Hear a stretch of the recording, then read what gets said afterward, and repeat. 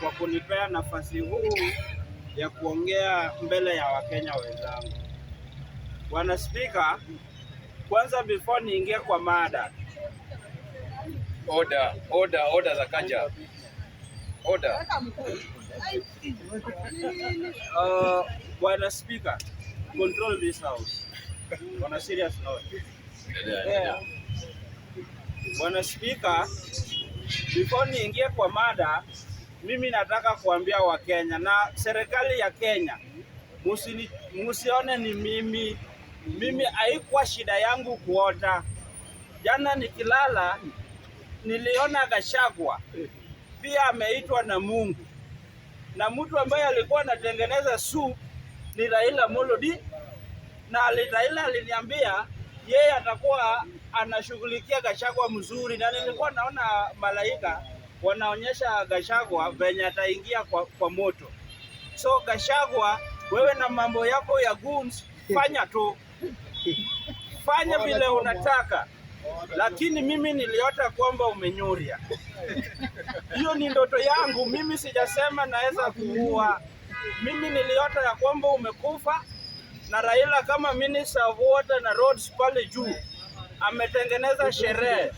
Sasa Bwana Spika, nilipoamuka niliacha kama watu wanakunywa huko mvinyo vizuri sana juu ya Gachagua. Nataka kuingia kwa mada ya pili, Bwana Spika. Order Sakaja. Hapo hiyo bwana.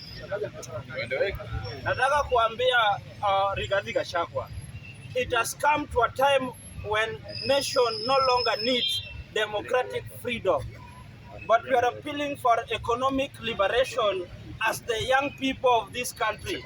So stop coming with your hulubaloo every now and again. If you are having cheap women, we are not of that caliber. We know what we want, and we know that Ruto William Samoei is a two-term president. Wewe kama we ni wa no-term, mashini yako inasimama na kuanguka. Before uende hata 1 minute unaanguka na 30 seconds. Wacha William Samoei Ruto akupange. Mambo ya kahawa, mambo ya stima, mambo ya wajane Kenya hii, dawa yao ni William Samoei Ruto.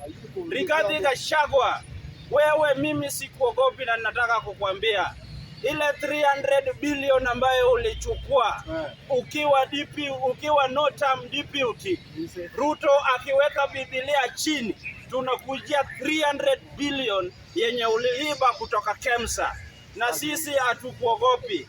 Mimi hakuna mahali utaniona kwa kanisa yako ati wewe ndio Asha na Dorcas ni pastor. Mimi najielewa bwana. Bwana Rais, Bwana Speaker, wacha niingie kwa mada ya the stability and politics of inheritance post 2032.